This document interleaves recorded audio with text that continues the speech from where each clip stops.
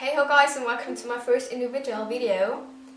Some of you might remember from the first video that I'm from a city called Dresden, and today I want to show you some nice places where you can go if you ever visit that city.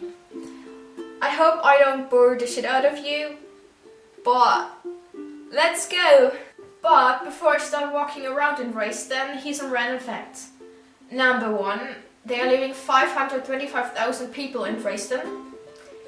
Number 2, it's the capital of the federal state called Saxony. Number 3, we have a football team called Dynamo Dresden, which has become quite a cult here. Number 4, the coffee filter, European porcelain and toothpaste were all invented in Dresden. And number 5, the river Elbe flows through the city, which is the reason why we had 2 big floods here, one in 2002 and one last year in summer. Okay, so let's start with the Frauenkirche. It's a church on the Dresdner Neumarkt, which is built in a Baroque style, and during World War II, in February 1945, only weeks before the German capitulation, Dresden was bombed, and the church, as well as many other historical buildings, were completely destroyed. The Frauenkirche stayed a ruin until they started to rebuild it in 1994, but it took them 11 years, and in February 2005, the church reopened. The church is built with freestone, and the black pieces you can see there are original stones from the 1945 bombed church. The inside is quite bright and friendly, and the church is also often used for concerts and other events. Well, our next step is the Fürstenzug, which you can see here. It's a 102 meter long picture of a cavalcade, and it's completely made out of porcelain. Therefore, it's the longest porcelain picture in the world. It shows an ancestral portrait gallery between the 12th and the 20th century. 35 dukes, margraves and kings from the dynasty Vezin are included. The picture consists of 23,000 tiles of Meißner porcelain, which is a lot. Luckily, during the night of bombing in 1945, the Fürstenzug wasn't damaged.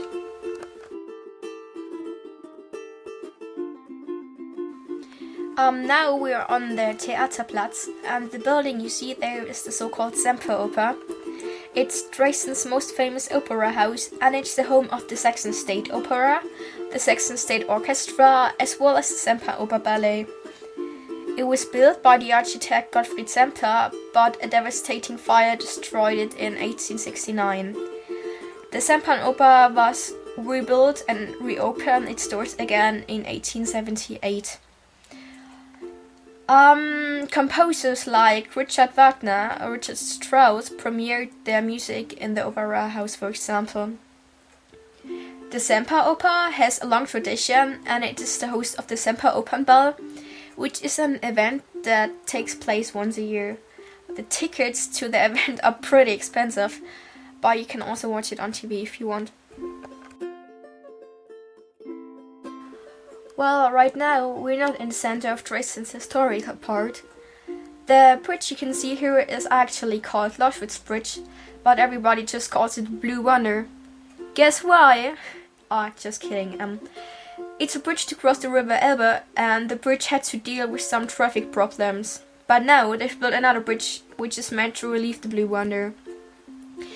You have a wonderful view when you're standing on the bridge, so it's really worth walking over it. Well, our next step is the Elbufer.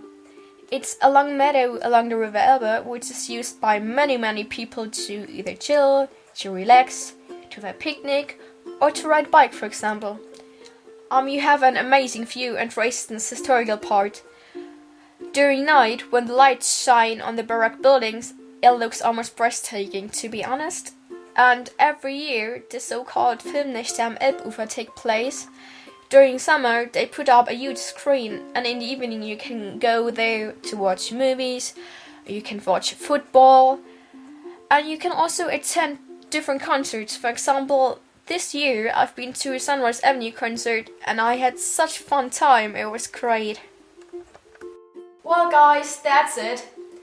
That was my little sightseeing tour through my hometown. I hope you enjoyed it. But before I stop the video, I have to tell you something else. Dresden is not just famous for the history or the buildings, for example. When you come to this city, you definitely find something you're interested in. We have an amount of museums. You can go to so many different theaters. We have really good clubs in Dresden, and the bars aren't that bad. So if you ever want to go to a bar, just ask me, I can give you some tips. Well, if you ever come to Dresden, I hope you have a great time here.